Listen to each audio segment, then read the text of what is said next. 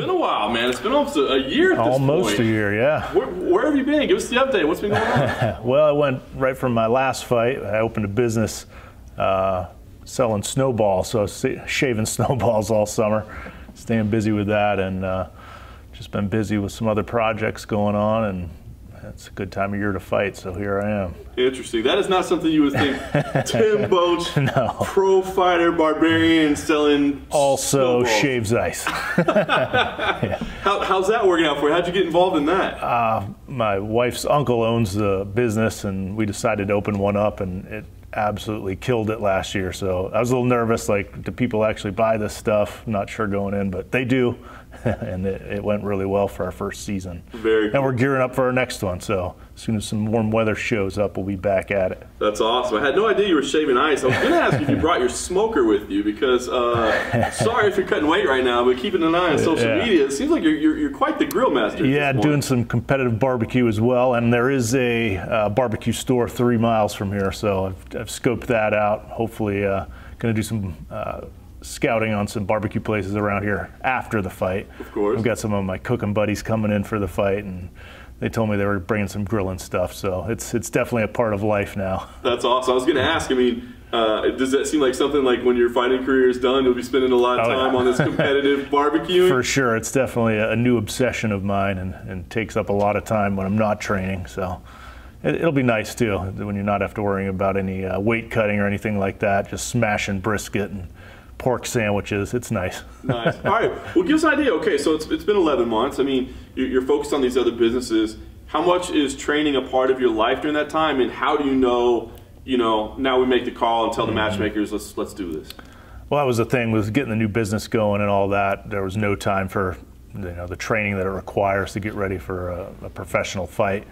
And it's been 11 months, so I had plenty of notice to get ready for this one in the off season, and off season of snowball shaving. But yeah, I got the call to fight Omari, and looked at his tape right away, and it was one of those no-brainers. Like, this is a perfect matchup for me.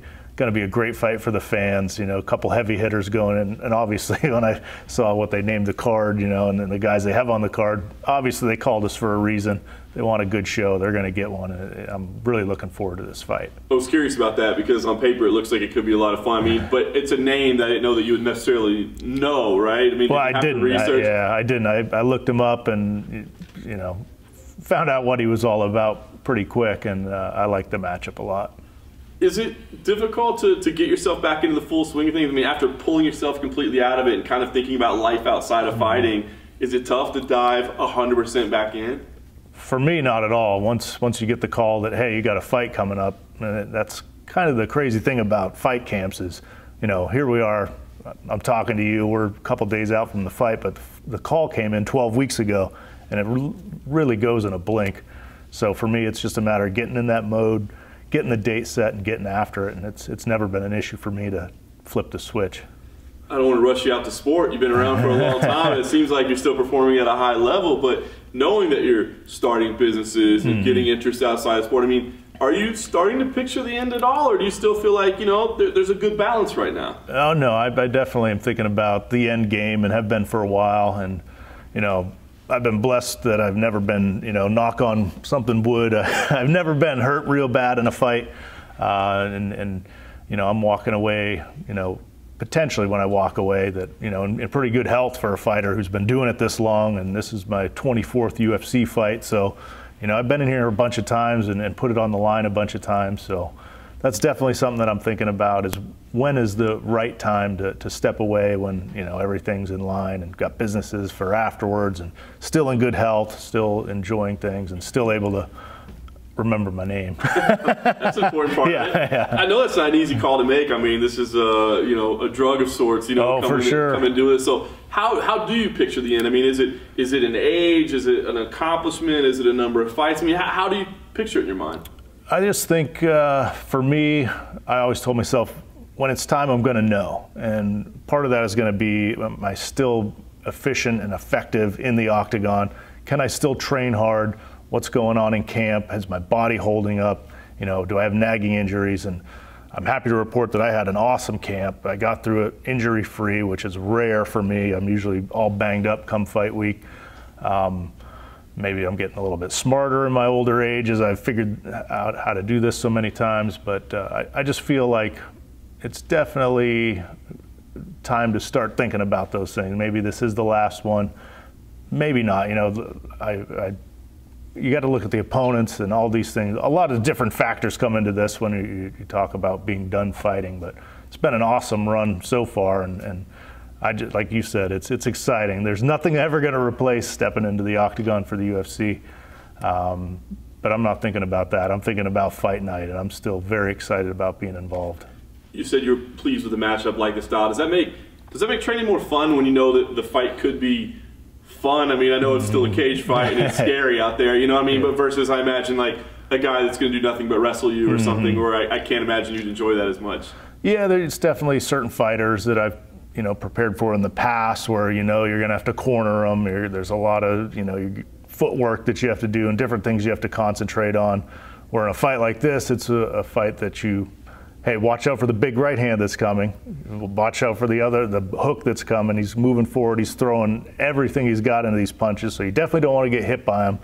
So you better be sharp, because if you're not, you're going to get hurt. So that's the type of fight I like to get ready for, and it's not hard to find motivation to get ready for that type of fight. So what does this fight mean to you, think? I mean, you said you're openly admitting that the end is coming at some point, but I mean, so do you feel like it's an evaluation of where you stand, or do you feel like it's just are there other things you want to accomplish before you get there? I mean, what does this fight mean to you? It's more or less still proving that I can do it to myself, that I can still train hard, still do what it takes to get in there and perform, and still get my hand raised at the end of a fight. So as long as I can check all those things off, I'll be happy with this fight, and where we go from there, I'm not sure, but I'm just happy to be fighting. Honestly, it's been a part of my life for so long that it's hard to imagine me not doing it, and this fight is just an exciting opportunity to get in there and showcase the barbarian skills again. Best case scenario, I'm sure you go out there, throw one punch, and the fight's over. But it does seem like it could be a battle. So I mean, when you do play this thing out of your head, I mean, what do you see? Are we going to see some? You're going to have to dig deep to win this one. What do you think? Well, there's been a lot of talk about comebacks lately, and I did an interview earlier today talking about the Okami fight that everybody loves so much, and I'd rather not have it go that way. I don't really like getting beat up for 10 minutes in a row and then coming back. That being said, I know the first round's going to be tough. He's going to come out hard charging and throwing everything he's got. So whether or not I get it done in the first round, I don't know, but I think the second round is going to be the round for me to get my hand raised and get that knockout.